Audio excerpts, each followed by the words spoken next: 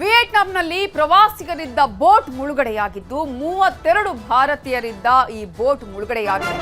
ಪೂಕ್ walk ಅನ್ನುವಂತಹ ದ್ವೀಪದಲ್ಲಿ ಈ ಒಂದು ದುರ್ಘಟನೆ ಸಂಭವಿಸಿದೆ. ಇದರಲ್ಲಿ 32 ಭಾರತೀಯರಿದ್ರು, 36 ಜನ ಒಟ್ಟಿಗೆ ಇದ್ರು.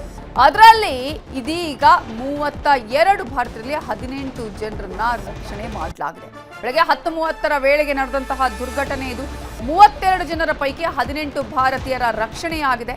ಇನ್ನುಳಿದವರ ಪತ್ತೆಗಾಗಿ ಶೋಧ ಕಾರ್ಯವನ್ನು ನಡೆಸಲಾಗ್ತಾ ಇದೆ.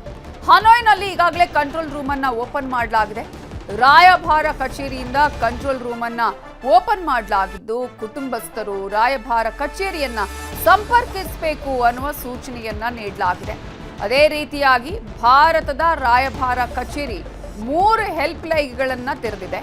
ಕುಟುಂಬಸ್ಥರು ಹೆಲ್ಪ್ ಲೈನ್ಗಳನ್ನು ಸಂಪರ್ಕ ಮಾಡಬೇಕು ಅನ್ನೋದನ್ನ ಕೂಡ ಕೋರಿದೆ.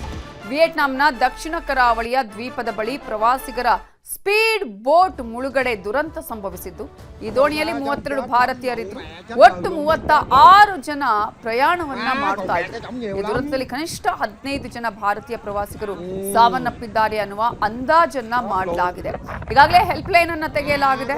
+8436281793 8491552371 8433452041 ಈ ನಂಬರ್ಗಳನ್ನ ಸಂಪರ್ಕ ಮಾಡಬೇಕು ಅಂತ ಹೇಳಿ ಈಗಾಗಲೇ ಕೋರಲಾಗಿದೆ, ಸೂಚನೆಯನ್ನ ನೀಡಲಾಗಿದೆ. ಅವರ ಕುಟುಂಬಸ್ಥರು ಈ ನಂಬರ್ಗಳನ್ನ, ಅಂದ್ರೆ ಏನು ಸಹಾಯವಾಣಿ ತೆರೆಯಲಾಗಿದೆ, ಕಂಟ್ರೋಲ್ ರೂಮ್ ಅನ್ನು ಓಪನ್ ಮಾಡಲಾಗಿದೆ, ಈ ನಂಬರ್ಗಳನ್ನ ಸಂಪರ್ಕ ಮಾಡಬೇಕು ಅಂತ ಹೇಳಿ ಈಗಾಗಲೇ ಸೂಚನೆಯನ್ನ ನೀಡಲಾಗಿದೆ.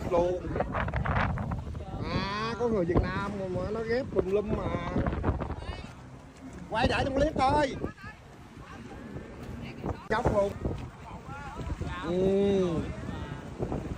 Chết luôn. Có người Việt Nam mà nó ghép tùm lum mà. Quay lại trong clip thôi. Chóc luôn á, chứ không chết lắm, đụ mẹ chết lời luôn chứ không chết lắm.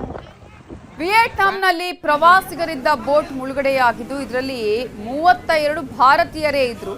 ಈಗ ಕೆಲವರನ್ನ ರಕ್ಷಣೆ ಮಾಡಲಾಗಿದೆ. Almost 18 ಜನರನ್ನ ರಕ್ಷಣೆ ಮಾಡಲಾಗಿದೆ. ಒಟ್ಟು 36 ಮಂದಿ ಇದ್ರು.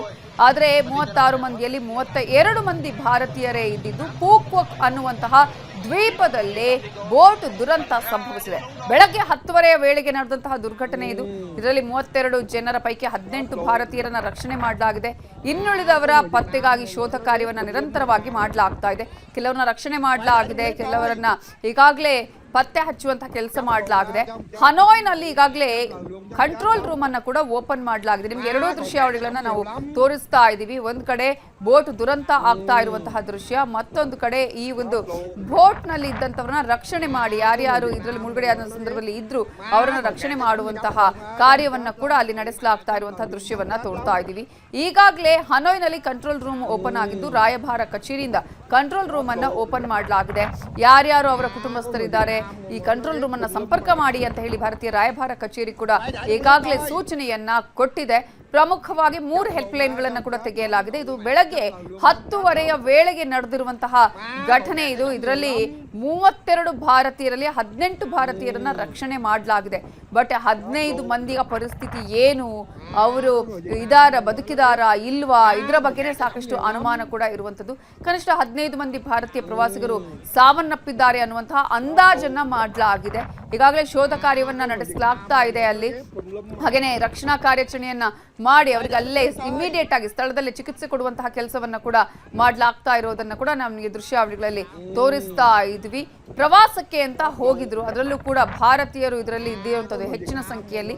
36 ಜನರಲ್ಲಿ 32 ಮಂದಿ ಭಾರತೀಯರೇ ಇದ್ದಿರೋದು, 4 ಮಂದಿ ಮಾತ್ರ ಇತರರು ಇದ್ದಿದ್ದು.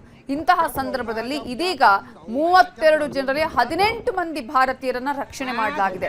ಬಟ್ ಉಳಿದವರ ಕತೆ ಏನು, ಇದುವೇ ಈಗ ಸಾಕಷ್ಟು ಆತಂಕಕ್ಕೆ ಕಾರಣ ಆಗಿರೋದು. ಜೊತೆಗೆ ಈಗಾಗಲೇ ಈ ವಿಚಾರಕ್ಕೆ ಸಂಬಂಧಪಟ್ಟ ಹಾಗೆ ಅವರ ಕುಟುಂಬಸ್ಥರಿಗೆ ಹೆಚ್ಚಿನ ಮಾಹಿತಿಯನ್ನು ನೀಡುವಂತಹ ಹಿನ್ನೆಲೆಯಲ್ಲಿಯೇ ಇದೀಗ 3 ಹೆಲ್ಪ್ ಲೈನ್ಗಳನ್ನ ಕೂಡ ತೆಗೆಯಲಾಗಿದೆ. ಕಂಟ್ರೋಲ್ ರೂಮ್ ಅನ್ನ ತೆಗೆಯಲಾಗಿರುವಂತದ್ದು.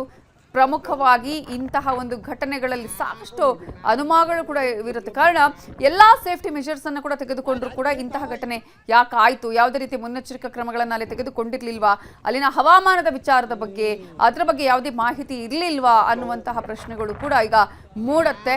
ಒಂದು ರೀತಿಯಲ್ಲಿ ಪ್ರವಾಸಕ್ಕೆ ಅಂತ ಹೋದವರು ಈಗ ಸಾವಿನ ಮನೆಯನ್ನ ಸೇರುವಂತಹ ಪರಿಸ್ಥಿತಿ ನಿರ್ಮಾಣ ಆಗಿದೆ. ಬೋಟ್ನಲ್ಲಿದ್ದಂತಹ ಪ್ರವಾಸಿಗರು, ನಾವು ಭಾರತೀಯರು ಅಂತ ಹೇಳಿದ್ವಿ, ಈಗಾಗಲೇ ಮಾಹಿತಿಗಳು ಲಭ್ಯ ಆಗ್ತಾ ಇದೆ. ಆಂಧ್ರದವರು ಇದ್ರು, ಅದರಲ್ಲಿ ತಮಿಳುನಾಡಿನವರು ಇದ್ರು. ಆಂಧ್ರ ಹಾಗೆಯೇ ತಮಿಳುನಾಡಿನ ಪ್ರವಾಸಿಗರಿದ್ರು. ಪ್ರಮುಖವಾಗಿ ತಮಿಳುನಾಡಿನ 17 ಜನ ಪ್ರವಾಸಿಗರು ಅದರಲ್ಲಿ ಇದ್ರು. ಆಂಧ್ರದ 5 ಪ್ರಯಾಣವನ್ನ ಮಾಡಿದ್ದಾರೆ.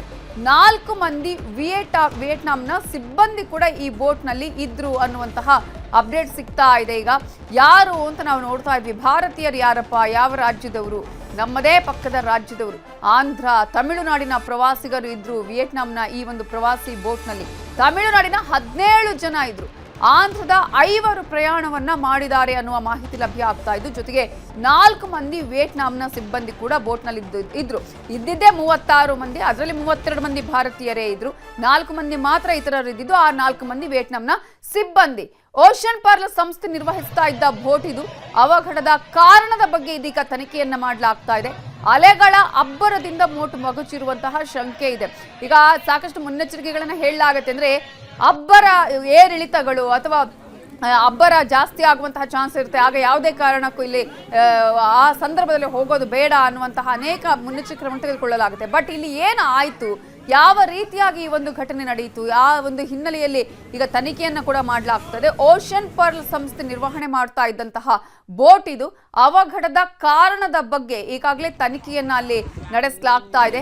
ಅಲೆಗಳ ಅಬ್ಬರದಿಂದಾಗಿ ಈ ಬೋಟ್ ಮಗುಚಿದೆ ಅನ್ನುವಂತಹ ಅನುಮಾನ ಇದೆ. ಈಗಾಗಲೇ 18 ಮಂದಿಯನ್ನ ಅಲ್ಲಿ ರಕ್ಷಣೆ ಮಾಡಲಾಗಿದೆ ಭಾರತೀಯರನ್ನ. ಪ್ರಮುಖವಾಗಿ ಇದರಲ್ಲಿ ತಮಿಳುನಾಡಿನವರು, ಆಂಧ್ರದವರು ಇದ್ರು ಅನ್ನೋದನ್ನ ನಾವಿಲ್ಲಿ ಗಮನಿಸಬೇಕಾಗತ್ತೆ. ಅದರಲ್ಲೂ 17 ಮಂದಿ ತಮಿಳುನಾಡಿನವರಿದ್ರು, ಆಂಧ್ರದವರಿದ್ರು, 4 ಮಂದಿ ಮಾತ್ರ ಇತರರು, ಅಂದ್ರೆ ವಿಯೆಟ್ನಾಂನ ಸಿಬ್ಬಂದಿ ಇದ್ದಿದ್ದು. ಇದೀಗ 15 ಜನರ ಕತೆ ಏನು ಅನ್ನುವಂತಹ ಆತಂಕ ಇದೆ. ಕುಟುಂಬಸ್ಥರಿಗೆ ಈ ಒಂದು ವಿಚಾರಕ್ಕೆ ಸಂಬಂಧಪಟ್ಟ ಹೆಚ್ಚಿನ ಮಾಹಿತಿನ ಅವರು ಪಡ್ಕೊಳ್ಬೇಕು ಅನ್ನುವ ಕಾರಣಕ್ಕಾಗಿ 3 ಕಂಟ್ರೋಲ್ ರೂಮ್ ಅನ್ನು ಕೂಡ ಈಗ ತೆರೆಯಲಾಗಿದೆ. 3 ಸಹಾಯವಾಣಿಯನ್ನ ತೆರೆಯಲಾಗಿದ್ದು ನಂಬರ್ ಅನ್ನು ಕೂಡ ಈಗಾಗಲೇ ನೀಡಲಾಗಿದೆ.